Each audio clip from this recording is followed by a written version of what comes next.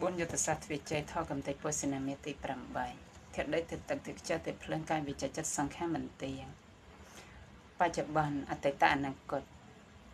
ថយចិត្តទុកមិនមែនខ្លួនថយណានីមួយតែមានការកាត់ជាធម្មតាថយទាំងអស់នោះរមែងមានការរលត់ទៅវិញជាធម្មតាសូមឲ្យសពសត្វបានក្តីសុខថតកំទេចពោសនាមាទី8ចាប់តែប៉ុណ្ណេះធននេះតម្លៃ$10,000ឬ4សែនបាតឬ40លានរៀលក៏សង្ឃឹមផ្នែកចំណេះដឹងប្រចាំថ្ងៃតម្កល់ទុកក្នុងព្រះពុទ្ធសាសនានិងវិន័យកាត់ក្តីទុក500ជាដល់ជនណាដែលផ្ចាញ់ផ្ចាតាមហេតុសំគួរតាមហេតុ